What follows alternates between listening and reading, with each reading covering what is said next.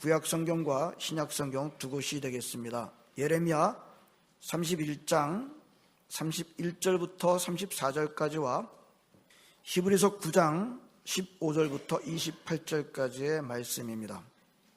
여호와의 말씀이니라. 보라, 날이 이르리니 내가 이스라엘 집과 유다 집에 새 언약을 맺으리라. 이 언약은 내가 그들의 조상들의 손을 잡고 애굽 땅에서 인도하여 내던 날에 맺은 것과 같지 아니할 것은 내가 그들의 남편이 되었어도 그들이 내 언약을 깨뜨렸음이라. 여호와의 말씀이니라. 그러나 그 날 후에 내가 이스라엘 집과 맺을 언약은 이러하니 곧 내가 나의 법을 그들의 속에 두며 그들의 마음에 기록하여 나는 그들의 하나님이 되고 그들은 내 백성이 될 것이라. 여호와의 말씀이니라.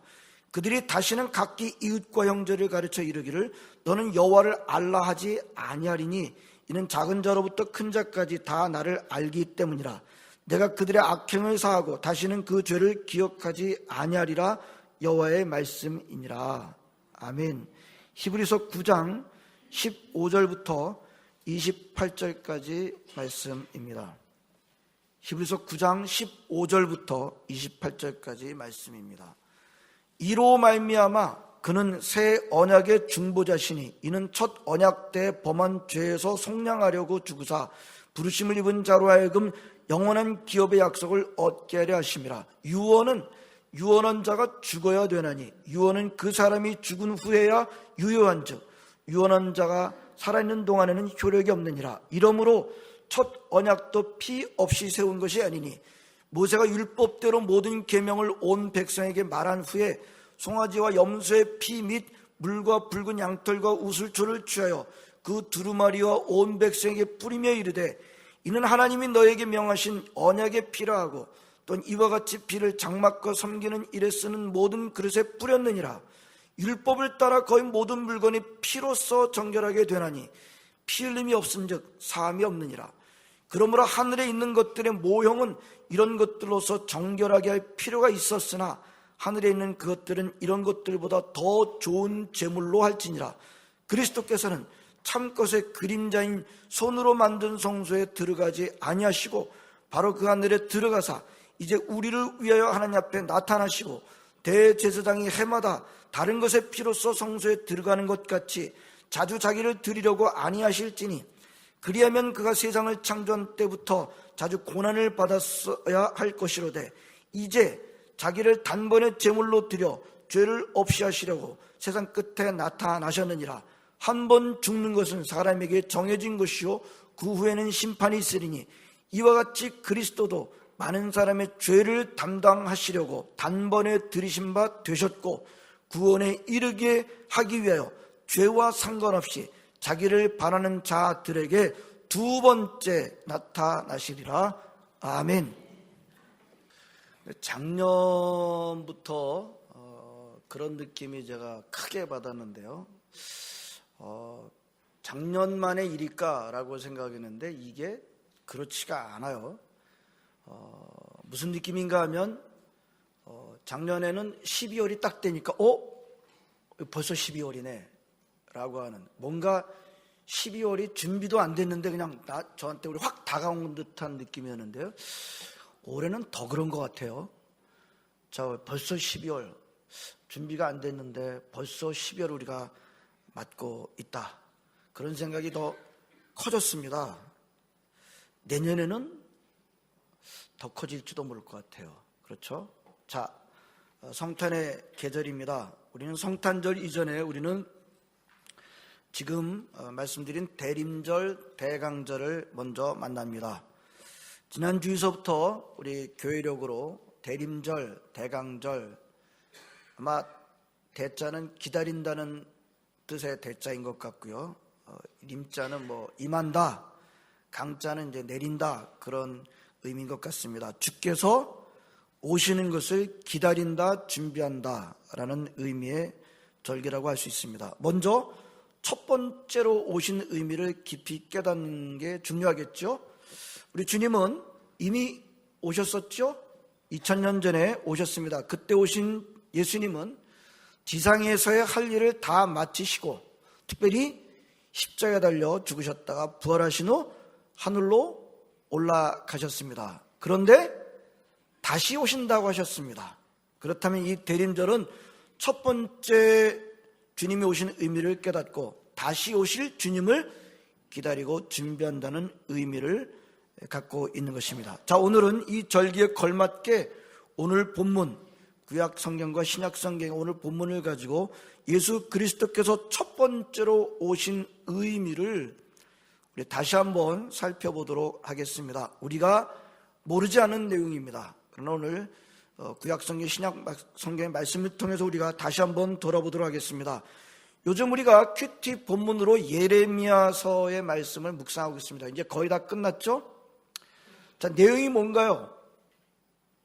하나님께서 유다 말년에 예레미야라는 선지자에게 주신 예언의 말씀을 기록한 것이 예레미야서인데요. 그 예레미야서의 내용은 무엇입니까? 유다 나라는 망한다. 예레미야가 외친 주된 내용이 뭐냐면 우리나라 유다는 망한다. 물론 이제 요즘 보면은 유다만 망하는 것이 아니라 그 주변에 있던 모든 나라들이 다 줄줄이 망한다 라는 내용이 주된 내용인 것을 우리는 보게 됩니다. 하지만 모든 예언서가 그렇듯이 예레미야서도 망한다는 내용만 담고 있지 않아요. 회복된다라는 예언도 담고 있습니다. 자, 오늘 31장의 오늘 본문으로 택한 그 말씀은 오늘 예레미야서의 그 회복에 대한 말씀 가운데 한 곳입니다. 근데 오늘 예레미야 31장 31절에서 34절까지의 오늘 회복을 말씀해 주시는 이 내용을 잘 보게 되면 회복의 차원이, 회복의 수준이 상당히 다른 것을 우리는 보게 됩니다. 예레미야서의 기록만 보게 되면 하나님께서는 이스라엘 집과 유다 집만 회복하시는 것으로 보입니다. 왜냐하면 그렇게 말씀하시기 때문입니다.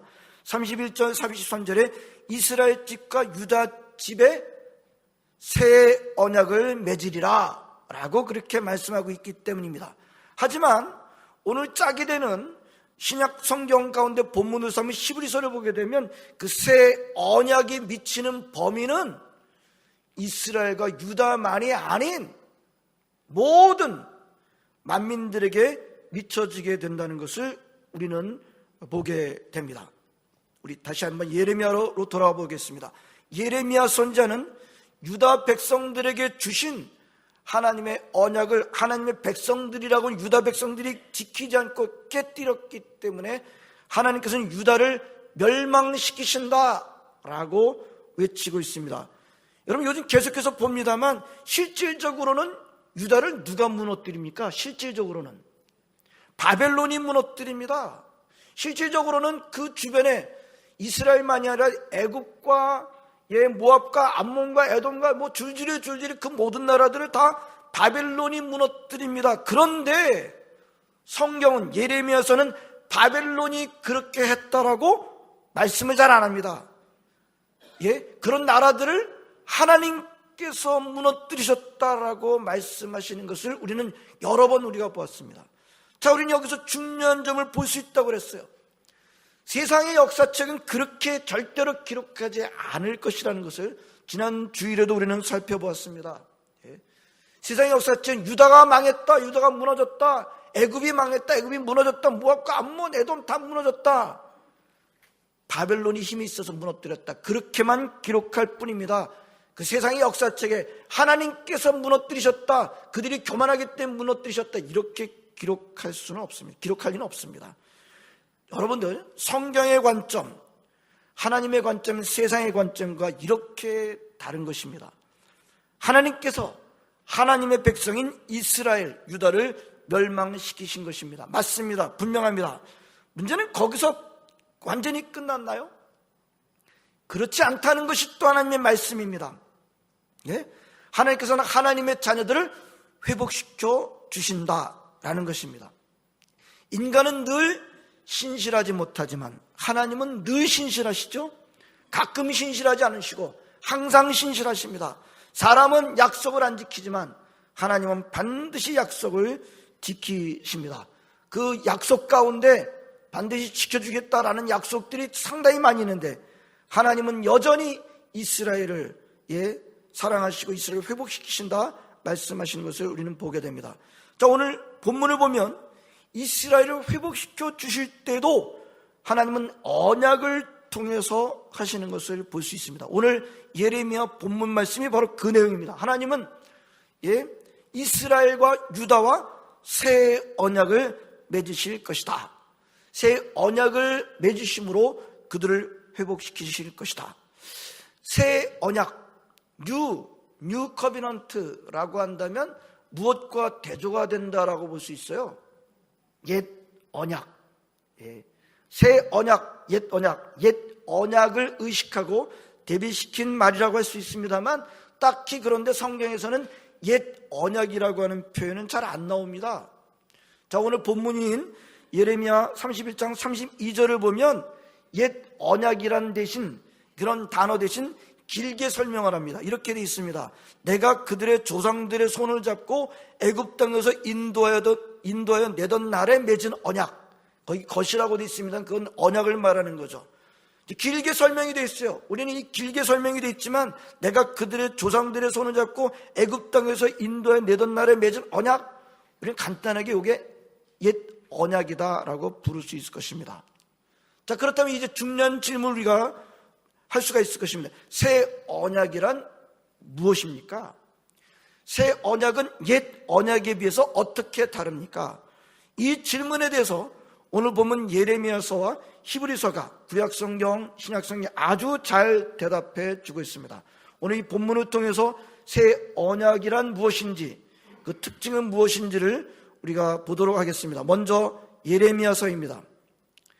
예레미야서는 새 언약이 가지고 있는 중요한 특징을 이렇게 말씀하고 있습니다. 33절입니다.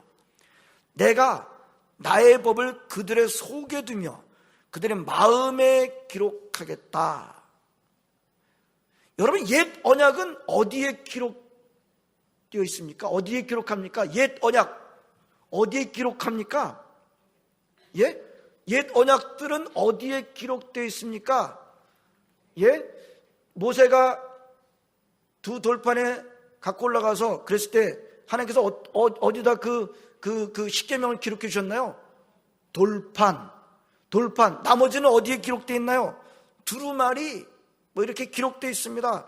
그렇습니다. 크게 보면 물질적인 매체에 옛 언약은 기록되어 있습니다. 그런데 새 언약은 그런 물질적인 매체가 아니라 어디에다 기록하시겠다는 거예요?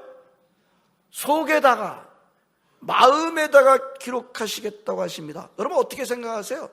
그냥 표현만 올드고 표현만 뉴입니까? 아니에요. 이건 어마어마하게 차원이 다른 겁니다. 옛 언약과 새 언약이라고 하는 것은 그냥 모양만 바꿔 입은 정도가 아니라 이거는 기록되고 있는 그 곳이 다른 거예요. 전혀 달라요. 차원이 달라요. 물질에서 좀 흔 것과 새 것의 차이가 아니면 기록되고 있는 그 곳이 장소가 완전히 틀립니다. 돌판과 두루마리, 그것에 비해서 마음에다가 기록한다는 것입니다. 이건 전혀 차원이 다른 것입니다. 자, 그렇다면 우리는 또 여기서 더 나와서 질문이 하나 생깁니다. 그렇다면 사람들의 속과 마음에다가 하나님의 법이 어떻게 기록될 수 있을까요? 질문이 생겨요. 우리 간결하게 대답합니다. 성령님입니다. 사람들의 마음에 하나님의 언약이 기록되는 역사는 전적으로 성령님의 역사인 것입니다. 나중에 또 보겠습니다. 그 다음은 히브리서입니다. 여러분, 신약 성경 가운데 한 권이 히브리서만큼 옛 언약과 새 언약을 잘 비교해서 설명해 주는 책이 없습니다. 히브리서는 제목 그대로 히브리 사람이 히브리 크리스찬들한테, 히브리 크리스찬 한 사람이 히브리 사람들에게, 히브리 크리스찬들한테 쓴 겁니다. 그래서 그런지 옛날 히브리 사람들, 자기네들에게 줬던 옛 언약을 기가 막히게 파악하고 있습니다. 그리고 그것을 새 언약과 비교해서 새 언약이 얼마나 뛰어난지 새 언약의 우월성을 기가 막히게 가르쳐주고 있습니다. 히브리서는 옛 언약의 대표자로서 올드 커비넌트, 옛 언약의 대표자로서 중보자로서 우리 모세를 언급하게 됩니다만 나중에는 또 아론을 언급하기도 해요. 특별히 제사제도에 들어가게 되면 아론이 옛 언약의 대표자로 나서는 것을 보게 됩니다. 아마 아론이 대제사장이었기에 아론을 옛 언약의 중보자로 언급하고 있는 것을 볼 수 있습니다. 반면에 새 언약의 중보자로 누구를 말씀하고 있어요? 오늘 15절 말씀입니다. 15절 한번 보겠습니다. 앞부분만 보겠습니다. 히브리서 9장 15절 시작. 이로 말미암아 그는 새 언약의 중보자시니. 됐습니다. 여기서 그는 누구세요? 예수님을 말합니다. 예수 그리스도를 말합니다. 예수님은 새 언약의 중보자시다. 자, 히브리서가 말씀하고 있는 옛 언약과 새 언약에 대한 비교를 다 언급하려면 설교가 길어져요. 9장에 있는 말씀 가운데서 중요한 점만 우리가 보도록 하겠습니다. 오늘 본문으로 삼지 않았습니다만 9절 말씀 한번 보시겠습니다. 9절 말씀에 옛 언약의 중보자인 아론 계열의 대제사장들이 섬겼던 장소, 장막이었죠. 장막. 나중에는 성전이 됐습니다만 그 장막에 대해서 뭐라고 말씀하세요? 이 장막은 현재까지의 비유이니. 비유다. 영어로는 일러스트레이션이라고 되어 있어요. 이 장막은 현재까지 지금 우리가 갖고 있는 것의 비유다. 예시다. 예시. 본체가 아니에요. 진짜 본체가 아니다. 본체가 아니기 때문에 그 다음에 뭐라고 말씀하시는가 하면 이에 따라 드린 예물과 제사는 섬기는 자를 그 양심상 온전하게 할 수 없다. 작용은 좀 한다. 그러나 온전하게 할 수는 없다. 10절에서 더 설명해 줍니다. 이런 것은 먹고 마시는 것과 여러 가지 씻는 것과 함께 육체의 예법일 뿐이며 개혁할 때까지 맡겨둔 것이라. 첫 장막은요, 육체의 예법일 뿐이다. External regulations, 외적인 규정일 뿐이다. 이게 본체가 아니다. 그래서 육체의 예법은 새 것이 올 때까지만 적용되는 것이다. 즉 육체의 예법일 뿐인 첫 장막은 진짜 본체, 즉 우리가 오늘 초점을 맞추고 있는 새 언약이 오게 될 때까지 작용하는 것이지 새 언약이 오게 되면 멈춰지게 돼 있다. 옛 언약은 그래서 한시적인 것이요 본체의 새 언약의 그림자였다라고 말씀하시고 계십니다. 개혁할 때까지 새 언약이 올 때까지 맡겨두신 것이다. 18절을 또 보겠습니다. 18절에 뭐라고 되어 있는가 하면 이러므로 첫 언약도 피 없이 세운 것이 아니니. 첫 언약도 피 없이 세운 것이 아니니라는 얘기는 새 언약도 뭘로 세워졌다? 피로 세워졌다는 것을 말씀하고 있어요. 첫 언약도 피로 세워졌고 새 언약도 피로 세워졌다. 여러분, 첫 언약이든 새 언약이든 피로 세워지는 것입니다. 첫 언약이든 새 언약이든 그 언약의 효력을 나타내려면 무슨 일이 있어야 된다는 겁니까? 제물이 있어야 된다는 얘기고 제물로부터 피가 흘려져야 된다는 것을 말씀해 주고 있습니다.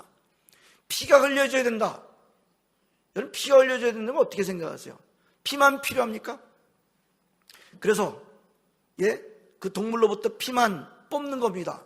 그리고 뭐 조금 뽑고 그 다음에 살려주는 겁니다. 그거를 말하는 걸까요? 아닙니다. 피를 흘려야 한다는 말은 그 제물이 반드시 죽어야 한다는 것을 의미합니다. 즉 피 흘림은 죽음을 의미합니다. 그렇게 제물이 죽고 그 제물로부터 나는 피가 뿌려지게 될 때 뿌려짐을 받는 물건이나 사람들이 정결하게 되고 죄가 씻겨지는 역사가 일어나게 된다. 오늘 22절 말씀 피 흘림이 없은 즉 죄사함도 없느니라 말씀하시고 계십니다. 새 언약의 중보자로 오신 예수님이 그렇게 하셨다는 거예요. 새 언약의 중보자로 오신 예수님이 십자가에 달리심으로 말미암아 피 흘리심으로 죽으셨다는 것을 말씀하고 있습니다. 23절의 말씀대로 우리 예수님은 더 좋은 제물로 오셨고요. 26절 후반부에 이제 자기를 단번에 제물로 드려 죄를 없이 하려고 세상 끝에 나타나셨느니라 라고 말씀하고 있습니다. 그렇습니다. 예수님은 새 언약의 중보자이십니다. 이것이 제가 오늘 말씀을 전하려는 초점입니다. 예수님은 새 언약의 중보자십니다. 이것을 예수님 자신도 확증해 주셨어요. 언제요? 최후의 만찬 때. 십자가로 가시는 그 바로 마지막 단계 길목인 최후의 만찬 때 고린도전서 11장 25절입니다. 후에 또한 그와 같이 잔을 가지시고 이르시되 이 잔은 내 피로 세운 새 언약이니, 이 잔은 내 피로 세운 새 언약이니 이것을 마실 때마다 나를 기념하라 하셨어요. 그 말씀을 하시고 난 다음에 예수님이 십자가에 달리셔서 죽으셨습니다. 예수님이 십자가에 달리심으로 단번에 자식이 자신을 제물로 드려 세상 사람들의 죄를 씻어주신 것입니다. 오늘 본문 마지막 절에 이렇게 말씀하고 있습니다. 이와 같이 그리스도도 많은 사람의 죄를 담당하시려고 단번에 들이신 바 되셨고 구원에 이르게 하기 위하여 죄와 상관없이 자기를 바라는 자들에게 두 번째 나타나시리라. 아멘. 자, 그렇다면 성탄절은 뭡니까? 성탄절은 뭡니까? 우리 주님께서 그 작업을 하시려고 오신 날이 바로 성탄절입니다. 성탄절은 그냥 태어나신 게 아니고 새 언약의 중보자로 새 언약의 성취를 위해서 자기 자신을 단번에 제물로 드리심으로 말미암아 우리의 죄를 담당하시려고 오신 날이 바로 성탄절인 것입니다. 저 구약 성경서부터 예언되어 있는 새 언약을 이루기 위해서 오신 날이 바로 성탄절인 것입니다. 그 예수님 다시 오신다 그러셨을 때 두 번째 나타나시리라.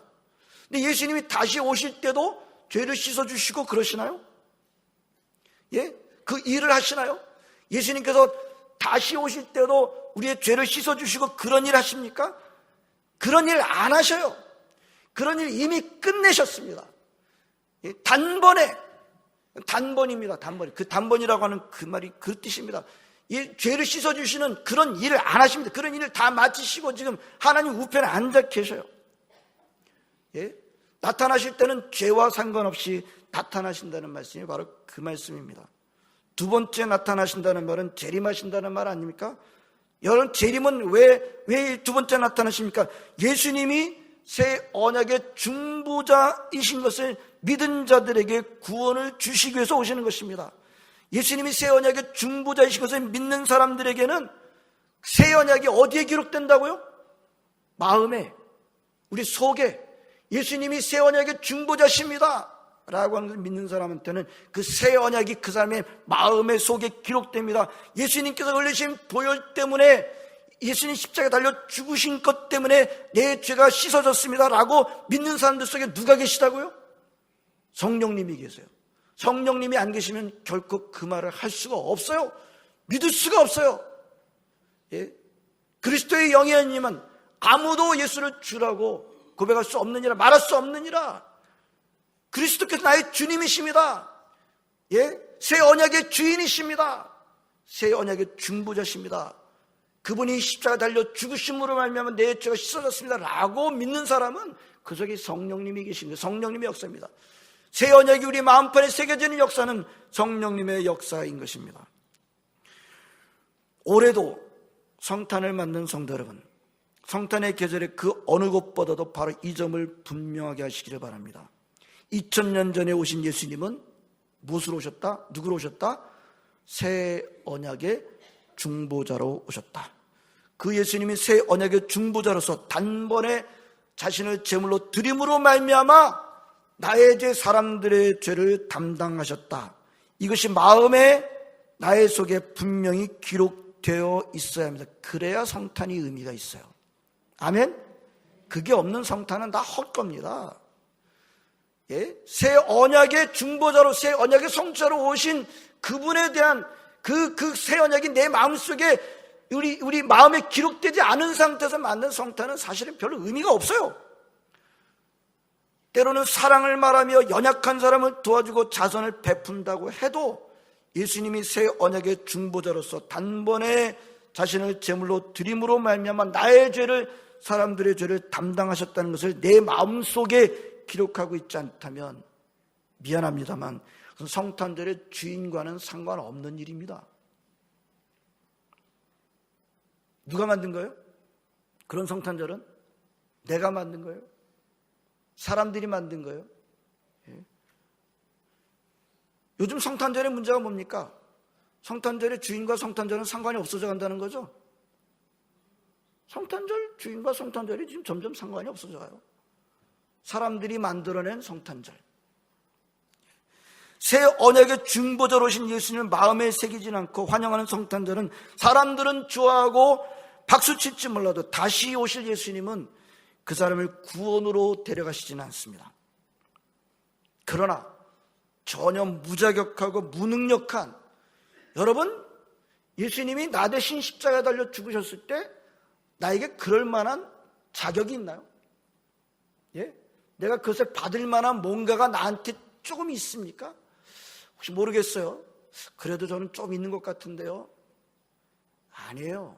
시간이 깊어지면 깊어질수록, 믿음이 깊어지면 깊어질수록 눈꼽만큼도, 예?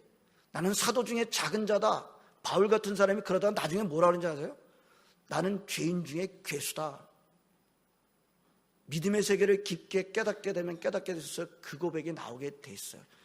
전혀 눈꼽만큼도 받을 자격이 없는 저희들에게 나 대신 십자가 달려 죽으심으로 말미암아 나의 죄를 씻어주셨다. 내가 받아야 될 죄의 대가를 예수님이 대신 받으신 것이다 라는 것을 분명하게 나의 마음에 새긴 분이라고, 새긴 성도라고 한다면 결코 그것을 나만 은혜 받은 것에 머물러 있지 않게 됩니다. 분명하죠? 예? 내가 무자격한데 하나님의 은혜로 내가 정말 이 죄산 받고 영생을 누리게 됐다, 이거 가졌는데 그걸 자랑하지 않는다고 하면 정상이 아닌 거죠. 그 받은 것을 우리는 의심해 볼 필요가 있는 거죠. 다른 사람들한테도 이런 은혜가 그들의 마음에 기록되게 하기 위해서 반드시 힘쓸 것입니다. 새 언약의 중보자를 바로 마음에 새기면서 베푸는 자선과 온정은 그냥 하는 온정과 다른 거죠. 예? 새 언약의 중보자로 오신 그분을 내 마음 속에 새기면서 이 성탄의 계절에 다른 사람한테 자선과 온정을 베풀고 있다고 한다면 그것은 주인과 깊은 상관이 있는 것입니다. 상관이 없는 것이 될 수가 없어요. 그런 온정과 자선은 반드시 새 언약의 주인께서 기억하실 것입니다.